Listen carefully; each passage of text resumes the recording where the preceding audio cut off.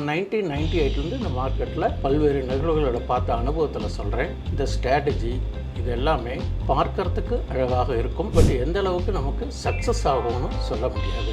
ஒரு நிமிஷத்தில் மார்க்கெட் முந்தா நாள் டே பிஃபோர் எஸ்டர்டே பார்த்தீங்கன்னா மார்க்கெட்டு நல்லா ஒரு கிட்ட 300 பாயிண்ட் ஏறி தான். சடனாக ஒரு 2 o'clock என்னாச்சுன்னா ஹெவி கிராஷ், மார்க்கெட் கிராஷில் அந்த டிப் ஆயிடுது. எவர் கிரீன் ஸ்டாக்கு நான் ஒவ்வொரு தடவை சொல்கிறது ஃபார்மா அண்ட் எஃப்எம்சிஜி. ஸ்டாக் மார்க்கெட்டில் இன்வெஸ்ட் பண்ணணும்னா ஒரு 4 செக்டார் எடுத்துக்கோங்க. எனக்கு தெரிஞ்ச ஐடியா சொல்கிறேன். அதே மாதிரி சில பேங்க் ஸ்டாக்ஸ் எல்லாம் இருக்குது, அது என்றைக்குமே evergreen stocks. Mid cap, small cap இதெல்லாம் எதுக்கு நாங்கிட்ட subject to the liquidity and வெயிட்டேஜஸ்க்கு வச்சு செபியில் இந்த மாதிரி இந்தந்த கேட்டகரின்னு வச்சுருக்காங்க. ஒரு பேங்க் இன்ட்ரெஸ்ட்டு இப்போ ஒரு 7%ன்னு வச்சுக்கோங்களேன். இந்த 7%-ஐ விட நமக்கு கூடுதலாக கிடைச்சா போகிறோம்னு நினைக்கிறோம். ஆனால் அதே ஒரு பேங்க் இன்ட்ரெஸ்ட் ஒரு உத்தேசமாக 7% வச்சுக்கோங்களேன். நம்ம 15% போய் எதிர்பார்க்க கூடாது.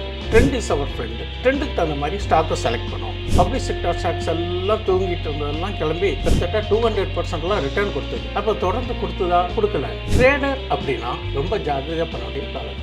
எல்லாமே நம்மளை சுற்றி இருக்க க்ளவுட்ஸ் எல்லாமே நெகட்டிவ் க்ளவுட்ஸாக தான் இருக்குது. அதனால் இந்த டயத்தில் இன்ட்ராடே ட்ரேடிங்கை ரொம்ப அவாய்ட் பண்ணிக்கிறது நல்லது. இல்லைன்னா கொஞ்ச நாளைக்கு இன்ட்ராடே ட்ரேடிங், அது பர்டிகுலர்லி இந்த ஆப்ஷன் ட்ரேடிங் இருக்குது பாருங்க, அது ரொம்ப ரொம்ப ரொம்ப ரொம்ப ரிஸ்கி ட்ரேடிங். இப்போ நீங்கள் பார்த்துட்டு இருக்கக்கூடிய இந்த video by and sell recommendation video கிடையாது, ஒரு எஜுகேஷனல் பர்பஸஸ்க்கான வீடியோ.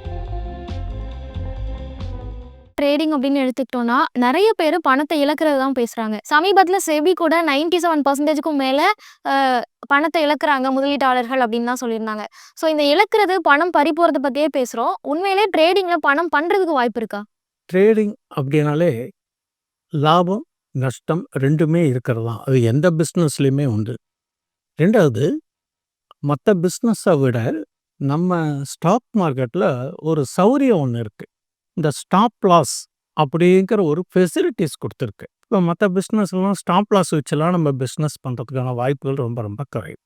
அப்போது ஒரு என்ட்ரி ஆகிறப்போதே நாம் இன்வெஸ்டரா ட்ரேடரா அப்படிங்கிறத முடிவு பண்ணிக்கணும். ரெண்டாவது, இன்வெஸ்ட்மெண்ட் அப்படின்னா லாங் டேர்மா ஷார்ட் டேர்ம். நிறைய பேர் என்ன பண்ணுறாங்கன்னு கேட்டிங்கனாக்கா, உள்ளே வந்துடுறாங்க, வாங்கினோன்னு கொஞ்சம் விலை ஏறித்துன்னு நினச்சிட்டு விற்றுடுறாங்க. விற்றக்கப்புறம் மறுபடியும் அது மேலே போகிறபோது அதனால் அவங்களால ஒன்றும் ப்ரெடிக்ட் பண்ண முடியாது. ஸ்டாக் மார்க்கெட்டில் ஜென்ரலாக என்ன கேட்டிங்கனாக்கா, பேஷன் இல்லாதான் காரணம் 2. அதுக்கப்புறம் என்ன கேட்டிங்கனாக்கா, மார்க்கெட்டில் அனலைஸ் பண்ணுறது இல்லை. திடீர்னு இப்போ என்ன கேட்டீங்கன்னா எல்லாமே இன்ஸ்டண்ட்டாக வேணும்னு நினைக்கிற மாதிரி தான் நம்ம மார்க்கெட்டை எதிர்பார்க்குறோம். ₹1,00,000 போட்டோம்னா ஒரு நாளோ 2 நாளோ அல்லது அன்றைக்கி நமக்கு தேவையான ஒரு எதிர்பார்த்த லாபம் வரணும்னு நினைக்கிறோம். இது நிறைய ஈவெண்ட்ஸ் இருக்குது, குளோபல் நியூஸஸ் இருக்குது, நம்மளுடைய டொமஸ்டிக் நியூஸஸ் இருக்குது. ரெண்டாவது, அதனுடைய டிமாண்டு சப்ளை இருக்குது, நிறையா டெக்னிக்கல் இண்டிகேட்டர்ஸு, நிறையா பேட்டர்ன்ஸு, இந்த மாதிரிலாம் இருக்குது. ஆனால் என்னுடைய வியூவில் என்ன கேட்டீங்கன்னாக்கா, பேஷன் இருந்தால் இதில் ஓரளவுக்கு சக்ஸஸ் பண்ணலாங்கிறது அது கருத்து. இப்போ ஒரு இன்வெஸ்டர்ஸே ஒரு ஸ்டாக்கை நல்ல ஸ்டாக்கு தான் செலக்ட் பண்ணுறாரு, ஃபண்டமெண்டலாக பார்த்து பேராமீட்டர்லாம் பார்த்து தான் வாங்குறாரு. அந்த ஸ்டாக்கு அவருக்கு சில டயத்தில் கை கொடுக்காம போகிறது. சப்போஸ் ஒரு உதாரணத்துக்கு ஒரு 1 lakh இன்வெஸ்ட்மெண்ட் பண்ணியிருக்காருன்னு வச்சுக்கோங்களேன். 1 lakh இன்வெஸ்ட்மெண்ட் பண்ணியிருக்கிற போது அவர் வாங்கின வேல்யூவோட ஒரு 20% இறங்கிடுது. அப்போ உடனே அவர் என்ன பண்ணுறாருன்னு கேட்டீங்கன்னா, அவசரப்பட்டு இறங்கிடுதுன்னு நினச்சிட்டு போய் வித்துறாரு. அப்போ ஆக்சுவலாக ஒரு சப்ளை ஜோன் இருக்கிற போது ஒரு டிமாண்ட் ஜோன் வரும். அப்போ நம்ம செலக்ட் பண்ணுற ஸ்டாக்கு ஓரளவுக்கு நல்ல ரைட் ஸ்டாக்காக பண்ணணும். அதில் large cap, mid cap, small cap இப்படிங்கிறதுலாம் ஒரு தேர் இஸ் நோ கேட்டகரைசேஷன். அவங்க இந்த மிட் கேப்பு, ஸ்மால் கேப் இதெல்லாம் எதுக்குனாக்கிட்ட subject to the liquidity and வெயிட்டேஜஸ்க்கு வச்சு செபியில் இந்த மாதிரி இந்தந்த கேட்டகரின்னு வச்சுருக்காங்க. நாம் செலக்ட் பண்ணுற ஸ்டாக்கு ஃபண்டமெண்டலாகவும் டெக்னிக்கலாகவும் பார்த்து பண்ணணும். பட் என்னுடைய வியூ என்ன கேட்டீங்கன்னா, ஜெயித்தவங்க நான் இவ்வளோ ஜெயிச்சு இவ்வளோ சம்பாதிச்சிட்டேன்னு யாரும் சொல்கிறது இல்லை. பணத்தை இழந்தவங்களை தான் பிரபலமாக பேசுகிறாங்களே தவிர, அவங்க செய்த இழப்புக்கான தவறுகளை அவங்க திருத்திக்கணும், அல்லது இந்த காரணத்தினால நம்ம தவறு பண்ணிட்டோம் அப்படின்னு சொல்லணும். ரெண்டாவது, ஒரு அமௌண்ட் இருக்குதுன்னு வச்சுக்கோங்களேன், நம்மக்கிட்ட தேவையில்லாத ஒரு அமௌண்ட்டு, தேவையில்லாத முன்னா இப்போதைக்கு இந்த பணம் தேவையில்லை, இந்த பணத்தை எதிர்கால தேவைக்கு தான் நம்ம வேணும். ஒரு பேங்க் இன்ட்ரெஸ்ட்டு இப்போ ஒரு 7%ன்னு வச்சுக்கோங்களேன். இந்த 7%-ஐ விட நமக்கு கூடுதலாக கிடைச்சா போகிறோம்னு நினைக்கிறோம். ஆனால் அதே ஒரு பேங்க் இன்ட்ரெஸ்ட்டு ஒரு உத்தேசமாக 7%ன்னு வச்சுக்கோங்களேன். நம்ம 15% போய் எதிர்பார்க்கக்கூடாது. அதுக்குன்னு அந்த பீரியட் இருக்குது, ஷார்ட் டைம் இருக்குது, லாங் டைம் இருக்குது. ஒரு சின்ன ஒரு செடி, அவரை செடியை உள்ளே போடுறீங்க, மண்ணுக்குள்ள போட்டோம்னா, அது முளைச்சு வெளியில வந்து அது பயிர் கொடுக்கறதுக்கு சில கால அவகாசம் ஆகுது இல்லையா? நாம மட்டும் இந்த ஸ்டாக் மார்க்கெட் போட்டா உடனே இப்போ இன்வெஸ்ட்மென்ட் பண்ணி, உடனே சோரிங் பண்ணி, உடனே ஹார்வெஸ்ட் பண்ணணுங்கிறது எதிர்பார்க்கிறது, அந்த எந்த வகையிலயும் அது சரியில்ல. பொறுமையும் நிதானமும் இருக்கணும். பருவம் பார்த்து பயிர் செய். பட்டம் தான். அப்பதான் நமக்கு அதுக்கான ஆடி பட்டம் தேடி விதைன்னு அந்த பெரியவங்களா வச்சிருக்காங்க. அது மாரி இதுலயும் என்ன செய்யணும்னு கேட்டீங்கன்னா, எப்போ சப்ளை ஜோன் இறங்கி டிமாண்ட் கிரியேட் ஆகும்போது வாங்கினா, நமக்கு எதிர்பார்த்த லாபம் கிடைக்கிறதுக்கு வழியாக இருக்கும். ஆனா நீங்க கேட்குற மாரி எல்லாருமே வந்து தோத்து போயிறாங்கங்கிறதும், வெற்றி பெற்றவர்களும் இருக்காங்க. ஆனா அது வெளியில தெரியாது. தோத்தவங்க மட்டும் தான் நமக்கு வெளியில தெரியறது. காரணம் என்னன்னு கேட்டீங்கன்னா, பேஷன் இல்ல, சில பேராமீட்டர்ஸ ஃபாலோ பண்ணாத காரணங்கிறது என்னுடைய கருத்து. இப்போ நீங்க சொன்னீங்க இன்வெஸ்ட் பண்ணும்போது ட்ரேடர்ஸ் இருக்காங்க. Short term investor, long term இன்வெஸ்டர்ஸ்ன்னு தான் சொன்னீங்க. ஸோ ட்ரேடர்ஸ் ஓகே அன்னன்னைக்கு வாங்கி விக்கிறாங்க. இந்த ஷார்ட் டேர்ம் இன்வெஸ்டர்ஸ்னா எத்தன வருஷத்துக்குள்ள இன்வெஸ்ட் பண்றவங்க? லாங் டேர்ம் இன்வெஸ்டர்ஸ்னா எத்தன வருஷத்துக்குள்ள இன்வெஸ்ட் ஷார்ட் டெர்ம் இன்வெஸ்ட்மென்ட் அப்படின்னாலே நல்ல ஸ்டாக்கா இருக்கணும். சிலர் நம்ம நல்ல ஸ்டாக்க தான் தேர்ந்தெடுப்போம். நல்ல ஸ்டாக்க தேர்ந்தெடுத்தாலும் ஃபண்டமெண்டலா, டெக்னிக்கலா பார்த்து எடுத்து நியர் பை லோ எடுத்தாலும், சில சப்ஜெக்ட் டு த அந்த கார்ப்பரேட்னுடைய ஆக்டிவிட்டீஸ் அல்லது சம் நியூஸ் பேசிஸ் பாசிட்டிவா இருந்தாலும் அது டெவலப்மெண்ட் ஆகிறதுக்கு சான்சஸ் இருக்கு. எல்லாமே நம்ம ஒண்ணும் பிரெடிக்ட் பண்ண முடியாது. ஜெனரலாவே ஸ்டாக் மார்க்கெட்ட பொறுத்தவரையிலும் பிரெடிக்ஷன் தான். But prediction is not a decision. நம்ம subject to the moment flow of வாட்டரா நமக்கு புரியானப்படும். Trend is our friend. ட்ரெண்டுக்கு அந்த மாதிரி ஸ்டாக்கை செலக்ட் பண்ணும். ஏன் அப்படின்னு கேட்டீங்கன்னா, கடந்த நவம்பர் 23க்கு அப்புறம் பார்த்தீங்கன்னாக்கா, பப்ளிக் செக்டார் ஸ்டாக்ஸ் எல்லாம் தூங்கிட்டு இருந்ததெல்லாம் கிளம்பி கிட்டத்தட்ட 200% ரிட்டர்ன் கொடுத்தது. அப்போ தொடர்ந்து கொடுத்ததா? கொடுக்கல. ஏன் கேட்கலைன்னாக்கா, அந்த ஒரு சர்டன் லெவலில் போனோம்னா ப்ராஃபிட் புக்கிங் வந்திருக்கலாம். அந்த சில சூழ்நிலையில் அதனுடைய ஆர்டர்ஸ் பேசிஸு இந்த மாதிரி காரணத்தில் அந்த இடத்துல ப்ராஃபிட் புக் பண்ணியிருக்கலாம். ப்ராஃபிட் புக் பண்ணுற போது அது செல்லிங் கீழே வரத்தான் செய்யும். அப்போ நாம் வந்து அந்த இடத்துல கெட்டிக்காரத்தனமாக ப்ராஃபிட்டை புக் பண்ணியிருந்தா பெஸ்ட்டு. இல்லைன்னா ஒரு 50% ப்ராஃபிட் புக் பண்ணணும். மறுபடியும் இறங்குற போது அதை அக்யூமுலேட் பண்ணணும். இறங்குறது எங்கே பண்ணோம்னா, சும்மா கொஞ்சம் இறங்கினோன்னா 5% 10% ஆவரேஜாக அக்யூமுலேட் பண்ணக்கூடாது. ஒரு 20% கீழே இறங்கினாக்கா ஒரு பார்ட் ஆஃப் த அமௌண்ட்டை நம்ம அதில் இன்வெஸ்ட் பண்ணணும். இந்த மாதிரி கிராஜுவலாக பண்ணணும். அதுதான் ஒரு ஹெல்த்தி இன்வெஸ்ட்மெண்ட்டு. ட்ரேடர் அப்படின்னா ரொம்ப ஜாக்கிரதையாக பண்ண வேண்டிய காலகட்டம். இப்போ வந்து நிறைய குளோபல் ஈவெண்ட்ஸ் எல்லாமே நம்மளை சுற்றி இருக்க க்ளவுட்ஸ் எல்லாமே நெகட்டிவ் க்ளவுட்ஸாக தான் இருக்குது. அதனால் இந்த டயத்தில் இன்ட்ராடே ட்ரேடிங்கை ரொம்ப அவாய்ட் பண்ணிக்கிறது நல்லது. இல்லை நான் இன்ட்ராடே தான் பண்ணணும் என்னுடைய பாலிசி அப்படின்னு சொன்னாக்கா, ஸ்ட்ரிக்ட் ஸ்டாப் லாஸ் போட்டு பண்ணுறது சௌரியம், ஆரோக்கியம். இல்லைன்னா கொஞ்ச நாளைக்கு இன்ட்ராடே ட்ரேடிங், அதுவும் பர்டிகுலர்லி இந்த ஆப்ஷன் ட்ரேடிங் இருக்குது பாருங்க, அது ரொம்ப ரொம்ப ரொம்ப ரொம்ப ரிஸ்கி ட்ரேடிங். ஒரு ஸ்டாக் ஃபியூச்சர் ஏறும், நம்ம வாங்கி வச்சிருக்கிற கால் ஏறாது. அதேமாரி இந்த ஸ்டாக் இறங்கும், நம்மள்ட்ட இருக்கிற புட்டு அந்த அளவுக்கு ஏறாது. ஏன்னு கேட்டால்னா due to time decay, subject to the volume, open interest இந்த மாதிரியெல்லாம் சொல்கிறாங்க. என்னுடைய கருத்து என்ன கேட்டிங்கன்னா, இதெல்லாம் எல்லாமே சார்ட்டு, பேட்டர்ன், வேவ்ஸ் இதை பேஸ் பண்ணி தான் இண்டிகேட்டர். இதெல்லாம் கடந்த காலத்தில் நான் 1998 இந்த மார்க்கெட்டில் பல்வேறு நிகழ்வுகளோட பார்த்த அனுபவத்தில் சொல்கிறேன். இந்த ஸ்ட்ராட்டஜி இது எல்லாமே பார்க்கறதுக்கு அழகாக இருக்கும். பட் எந்த அளவுக்கு நமக்கு சக்ஸஸ் ஆகும்னு சொல்ல முடியாது. இப்போ ஒரு ஹெட் அண்ட் ஷோல்டர் பேட்டர்ன்னு சொல்கிறாங்க. பேட்டர்ன் எப்படி ஃபார்ம் ஆகுது? நிறைய பேர் இந்த கேண்டில்ஸை பார்த்து பார்த்து ட்ரேடிங் பண்ணுவாங்க. திடீர்னு க்ரீன் கேண்டில் போச்சுனாக்கா, ஒரு லெவலுக்கு மேலே ஹையில் போச்சுனாக்கா, இது மேலே ஏறுதுன்னு நினச்சிட்டு வாங்குவாங்க. அந்த இடத்துல ஒரு செல்லிங் வரும்போது கீழே வந்துடும். அப்போது ஒரு ரெட் கேண்டில் ஃபார்ம் ஆகும். ரெட் கேண்டில் ஃபார்ம் ஆனால் இந்த இடத்துல கம்மியாக இருக்குது அப்படின்னு நினச்சிட்டு போய் வாங்குவாங்க. அது அதுக்கும் கீழே போகும். அதுக்கு ஒரு டைம் ஃப்ரேம் கேண்டில் வச்சுருக்காங்க.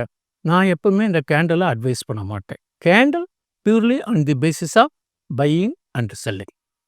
கேண்டிலை பேஸ் பண்ணி தான் பேட்டர்ன்ஸ். அப்போ பேட்டர்ன்ஸ் என்ன ஆகுது?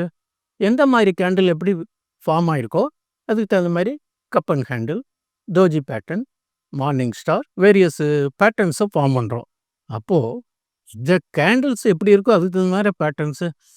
சரி, அதுக்கு அடுத்தது வேவ்ஸு ஏபிசிடி. இந்த மாதிரி ஏபி ஏல வாங்கணும், பி போனால் வைக்கணும்னா அது எப்போ போகிறது?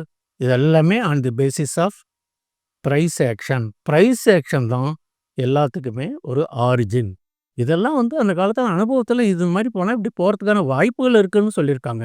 எல்லாமே கேண்டில்ஸு பேட்டர்ன்ஸு எல்லாமே முடிந்த கதை தான். அடுத்த வர என்னன்னு தெரிஞ்சால் நம்ம எல்லாருமே சம்பாதிச்சு நல்லா வசதியாக இருக்கலாம். என்னுடைய பாயிண்ட் ஆஃப் வியூவில் ப்ரைஸ் ஆக்ஷன். 2வது எல்லாத்துக்குமே 2 விஷயம் பார்க்கணும். ஒன்று ப்ரைஸ் ஆக்ஷன், அந்த price correction and time correction. எல்லாத்துக்குமே ஒரு லிமிட்டேஷன் இருக்குது. இந்த ப்ரைஸ் ஒரு லெவலுக்கு போய் கரெக்ஷன் ஆகும். இப்போ ஒரு பலூன் இருக்குது, பலூன் வாங்கி ஊதிக்கிட்டே இருக்கீங்க. ஊதிக்கிட்டே இருந்தால் எவ்வளோ தூரம் ஊத முடியும்? ஒரு சர்டன் லெவலில் போனால் அது ப்ரெஷரைஸ் ஆகிறது இல்லையா? அப்போ அது ப்ரெஷர் தாங்காமல் அது பஸ்ட் ஆகிடுறது. அப்போ அது பபிள்டு. அப்போ அந்த டயத்தில் என்ன ஆகும்? கரெக்ஷன்ஸ் வரத்துக்கு சான்சஸ் இருக்குது. இது மாதிரி தான் எல்லாத்துக்குமே ஒரு டார்கெட் வச்சு நம்ம ப்ரைஸ் ஆக்ஷன் படி பண்ணுறதுங்கிறது ஒரு healthy trading and also healthy investment. இதுதான் என்னுடைய கருத்து. இப்போ நீங்க ஸ்ட்ராட்டஜி முக்கியம் அப்படின்னு சொன்னீங்க. ஸ்ட்ராட்டஜின்னு எடுத்துக்கிட்டோம்னா, மார்க்கெட்ல நெறைய எக்ஸ்பர்ட்ஸ் இருக்காங்க. ஃபினான்ஷியல் இன்ஃப்ளூயன்சர்ஸ் இருக்காங்க. அவங்க குடுக்குற யூடியூப் வீடியோஸா இருக்கட்டும், அவங்க எழுதுற புத்தகங்களா இருக்கட்டும், இத படிச்சுட்டு அப்படியே அதே ஸ்ட்ராட்டஜிய ஃபாலோ பண்ணணும்னு நெறைய பேர் ட்ரை பண்றாங்க. குறிப்பா புதுசா ட்ரேடிங்குள்ள வரவங்க அத ஃபாலோ பண்றாங்க. ஆனாலும் அவங்க அத ஃபாலோ பண்ணி ஃபெயிலியர் தான் சந்திக்கிறாங்க. இதுக்கு என்ன காரணமா இருக்கும்? இப்போ ஸ்ட்ராட்டஜிஸ் அப்படிங்கிறது ஒவ்வொருத்தருக்கும் ஒரு ஸ்ட்ராட்டஜி இருக்கலாம்.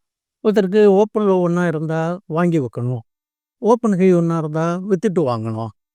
பட் அந்த பண்ணுறபோது நம்ம ஸ்ட்ரிக்டாக ஷார்ட் போனோம்னாக்கா பையிங் ஸ்டாப் லாஸ் வச்சுக்கணும், லாங் போனால் செல்லிங் ஸ்டாப் லாஸ். இதெல்லாம் ஒரு ஸ்ட்ராட்டஜி தான். ஒரு நிமிஷத்தில் மார்க்கெட் இப்போ முந்தா நாள் டே பிஃபோர் எஸ்டர்டே பார்த்தீங்கன்னா மார்க்கெட்டு நல்லா ஒரு கிட்டத்தட்ட 300 பாயிண்ட் ஏறிதான். சடனாக ஒரு 2 o'clock என்ன ஆச்சுன்னா heavy crash means market crash இல்லை, அந்த டிப் ஆயிடுத்து. Nobody can expect. அப்போது அந்த மாதிரி டயத்தில் என்ன பண்ணு கேட்டிங்கன்னா நம்மளுடைய ஸ்ட்ராட்டஜி ஒர்க் அவுட் ஆகாது. பேட்டர்ன் என்னாச்சு? அப்போ ஹெட்ன்னு சொல்கிற பேட்டர்ன்லேருந்து என்னாச்சு? அது கீழே வந்துடுது. டோஜி பேட்டர்ன் எல்லாமே மார்னிங் எல்லாமே ஃபெயில் ஆகிடுது. ஸோ அந்த ப்ரைஸ் கரெக்ஷன், டைம் கரெக்ஷனை அனலைஸ் பண்ணினால் ஓரளவுக்கு இதில் ப்ரெடிக்ஷன் தான் பண்ணலாமே தவிர நாட் எ டெசிஷன். அதனால் by at low, sell at high. ஜென்ரலாக இன்னொரு விஷயம் சொல்லுவாங்க. இன்று நம்ம நியூஸில் பார்க்குறோம், இன்று மும்பை பங்குச்சந்தை 1200 பாயிண்ட் சரிவு, முதலீட்டாளர்கள் கவலை. அப்படின்னா ஒரு 3:20 போய் பார்த்தோம்னா எல்லாமே கம்மியாக இருக்கும். ஆனால் ஒரு சரிவு வந்தாலும் இம்மிடியட்டாக அது மறுநாளோ அதுக்கு அடுத்த நாளோ ரெக்கவரி ஆகிடும். அப்போ நம்ம பை அட் லோ வாங்குறதுக்கான இடத்த அது காமிக்கிறது. இதுதான் ப்ரைஸ் கரெக்ஷன். டைம் கரெக்ஷனுங்கிறது அந்த டைம் முடிஞ்சோடனே நம்ம வாங்குறதுக்கான கால அவகாசம் கொடுக்கும். வாங்கிட்டு நம்ம கொஞ்சம் வெயிட் பண்ணுவோம் அவர் டார்கெட்டுக்கு. Price correction, time correction, price action எல்லாத்துக்குமே பேசிக்ங்கிறது என்னுடைய வியூ. சில எக்ஸ்பர்ட்ஸ் சொன்னாங்கன்னா அவங்களுடைய அனுபவத்தை சொல்கிறாங்க, நமக்கு இதெல்லாம் பண்ணலாம் அப்படின்னு சொல்கிறாங்க. அதை நான் நம்ம தவறாக சொல்லக்கூடாது. அவங்களுடைய அனுபவத்தை எக்ஸ்பிரஸ் பண்ணியிருக்கான். அதை நம்ம ஒரு சப்போர்ட்டிங்காக வச்சுக்கலாம். இன்னும் ஒரு சில எக்ஸ்பர்ட்ஸ் ஒரு குறிப்பிட்ட பேட்டர்ன்ஸ் இல்லை வேவ்ஸ், இண்டிகேட்டர் இதை ஃபாலோ பண்ணீங்கன்னா ட்ரேடிங் ரொம்ப எளிமையாக இருக்கும்னு சொல்கிறாங்க. உண்மையிலே ட்ரேடிங்காக அப்படி எளிமையாக பண்ண முடியுமா? ப்ரைஸ் ஆக்ஷன் வச்சு தான் சார்ட்டு, கேண்டில் வச்சு தான் பேட்டர்ன்ஸு. நம்ம ப்ரைஸே இறங்கிடுதுங்கிற போது நம்ம இப்போ எல்லாமே அப்படியே உள்டாவாக தானே ஆகிடுறது. அதனால் வெறும் ப்ரைஸ் ஆக்ஷன் இதை வச்சு பண்ண முடியாது. ஒரு சின்ன உதாரணத்துக்கு 2 ஸ்டாக்கை நான் இங்கே சொல்லலாம்னு ஆசைப்பட்றேன். இப்போது ஜென்ரலாக ஐடிசின்னு ஒரு ஸ்டாக் இருக்குது, எல்லாரும் விரும்பி வாங்கக்கூடிய ஸ்டாக். அது நீங்கள் இந்த ஒன் டே சார்ட்டு போய் பார்த்தீங்கன்னாக்கா அது சப்போர்ட்டு பார்த்தீங்கன்னாக்கா ஒரு 380, 390, அப்புறம் இப்படியே இறங்கும் ஏறும். மறுபடியும் ஒரு 450, 510 போகும். மறுபடியும் ஒரு கரெக்ஷன் வரும், மறுபடியும் ஏறும். இந்த ஒரு பாக்ஸுக்குள்ளேயே தான் ட்ரேடிங் ஆகிட்டு இருக்குது. அப்போது நம்ம வாங்க வேண்டிய இடம் நமக்கு அவங்க கைடன்ஸ் என்ன சொல்கிறாங்க? By at low, sell at high. அப்போ உங்களுக்கு கடந்த காலத்தில் என்ன ப்ரைஸ் ஆக்ஷன் படி 380, 300, ஒரு 400 வந்தால் வாங்கி வச்சுக்க வேண்டியது. அது கீழே போனாலும் போகலாம், போகக்கூடாதுன்னு இல்லை. அப்போ 400 ரூபாய்க்கு வரப்போது அந்த குவார்ட்டர்லி ரிசல்ட் 3 மாதம் இருக்க ரிசல்ட் சொல்கிறாங்க பார்த்தீங்களா? அந்த ரிசல்ட் ஒரு பாசிட்டிவாக ரிசல்ட் வந்தது. இல்லை அவங்களுடைய கார்ப்பரேட்ஸு அவங்களுடைய இன்ஸ்டியூஷனை டெவலப் பண்ணலாம், வேறு ஒரு செக்டாரை டெவலப் பண்ணலாம். அப்படி பண்ணும்போது ஒரு பாசிட்டிவ் நியூஸ் வரும். அப்போ நம்மளுடைய பங்குகள் ஒரு குறைஞ்சது 1 or 2 months நம்ம ஹோல்டு பண்ணினாக்கா இன்வெஸ்ட்மெண்ட் பாலிசியில் ஷார்ட் டைம் அல்லது ஒரு சிங் ட்ரேடிங்க்கு நமக்கு பெனிஃபிட் கிடைக்கும். ஒரு உதாரணத்துக்காக சொன்னேன், ஐடிசி எடுத்துகிட்டேன்னா 400, மேக்ஸிமம் 500. இந்த சார்ட் ஓப்பன் பண்ணி பார்த்தா இந்த லெவலில் தான் இருக்குது. அப்போது அந்த ஒரு ப்ரைஸ் பேண்டுன்னு இருக்கிறது ப்ரைஸ் செக்ஷன் தான். இந்த ப்ரைஸுக்கு தகுந்த மாதிரி தானே கேண்டில்ஸ் ஃபார்ம் ஆகிறது, பேட்டர்ன்ஸ் ஃபார்ம் ஆகிறது. இண்டிகேட்டருங்கிறது ஒரு வழிகாட்டி. இந்த இப்படி போனால் இந்த ஊருக்கு போகலான்னு தான் சொல்லுவோம். வழிகாட்டிகள் துணைக்கு வருவதில்லை. நாம் தான் பார்த்து ஜாக்கிரதையாக பிரயாணம் பண்ணணும். பயணத்தில் மட்டும் இல்லை, பங்குச்சந்தையிலையும் நம்ம பார்த்து தான் செய்யணுங்கிறது என்னுடைய ஒர்க். என்னென்ன ப்ராடக்ட்டில், இன்வெஸ்ட்மெண்ட் ப்ராடக்ட்லலாம் நம்ம டைவர்சிஃபைடாக போடணும்? எதுக்கு அதிக இம்பார்ட்டன்ஸ் கொடுத்து போடணும்? எவர்கிரீன் ஸ்டாக்கு நான் ஒவ்வொரு தடவை சொல்கிறது ஃபார்மா அண்ட் எஃப்எம்சிஜி. ஸ்டாக் மார்க்கெட்டில் இன்வெஸ்ட் பண்ணணும்னா ஒரு 4 செக்டார் எடுத்துக்கோங்க. எனக்கு தெரிஞ்ச ஐடியா சொல்கிறேன், என் அனுபவத்தில் சொல்கிறேன். 4 செக்டார்ல ஒண்ணு பேங்கிங், ஒண்ணு ஐடி, ஒண்ணு ஃபார்மா, எஃப்எம்சிஜி. இந்த 4 செக்டார்ல எந்த ஸ்டாக்கு நல்ல லிக்விடிட்டி இருக்கு, அதனுடைய ஃபினான்ஷியல் பேக்ரவுண்டு, அதனுடைய ப்ரொமோட்டர்ஸ் அவங்களுடைய கான்ட்ரிபியூஷன் எப்படி இருக்கு, இவன் நல்லா டிவிடெண்ட் குடுக்குறான். அதே மாரி டிவிடெண்ட் குடுக்குற ஸ்டாக்லாம் ஒரு சர்டன் லெவல்ல ஏறி இறங்கிட்டு அப்படியே தான் இருக்கும். பெரிய மூவ்மெண்ட் கிடைக்காது. அதே மாரி சில பேங்க் ஸ்டாக்ஸ் எல்லாம் இருக்கு. அது என்னைக்குமே எவர்கிரீன் ஸ்டாக்ஸ். அது மாரி ஸ்டாக்ஸ் எல்லாம் நம்ம இன்வெஸ்ட்மெண்ட்டுக்கு கன்சிடர் பண்றது கூடாது. இப்போ ரூ. 2 ஏறும், ரூ. 1 இறங்கும். இதெல்லாம் மாதிரி ட்ரேடிங் பர்பஸ்க்கு வேணா வச்சுக்கலாம் வித் ஸ்டாப் லாஸோட. டைவர்சிஃபைடுங்கிறது ஸ்டாக் மார்க்கெட்ல மட்டும் பண்றதுங்கிறது டைவர்சிஃபிகேஷன். சப்போஸ் ஒரு ஒரு ரூ. 5,00,000 இருக்குன்னு வச்சுக்கோங்களேன் உபரியா. இந்த ரூ. 5,00,000 வச்சுட்டு ஸ்டாக் மார்க்கெட்ல பண்ணலாம். அல்லது கோல்டு ETF பண்ணலாம். மியூச்சுவல் ஃபண்ட் இதெல்லாம் சொன்னோம் பார்த்தீங்களா? அது மாதிரி பல்வேறு இதில் வந்து நம்ம டைவர்சிஃபிகேஷன் பண்ணுறதுங்கிறது healthy. But all eggs should not be put up in one bag. பகுதி பகுதியாக வச்சுட்டோம்னா ஒன்று இறங்குற போதும் ஆவரேஜ். இன்னொரு விஷயம் என்ன கேட்டீங்கன்னாக்கா, போர்ட்ஃபோலியோ மெயின் பண்ணுறதே ஒரு ஆர்ட். சும்மா நிறையா கண்ணில் பார்க்குறதெல்லாம் 5 ஸ்டாக்கு, 1 ஸ்டாக்கு, 2 ஸ்டாக்கு இப்படிலாம் வாங்கக்கூடாது.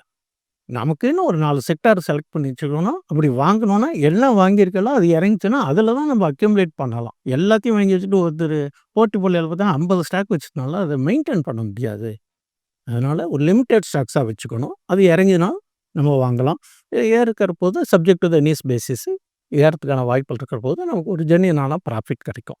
இதுதான் என்னுடைய நன்றி சார். தேங்க்யூ. மேலும் ஈடி தமிழ் சேனல்ல வரப்போகும் பிசினஸ் மற்றும் அது ரிலேட்டடான வீடியோவை பார்க்க உடனே கீழே இருக்க சப்ஸ்கிரைப் பட்டனை கிளிக் பண்ணுங்க.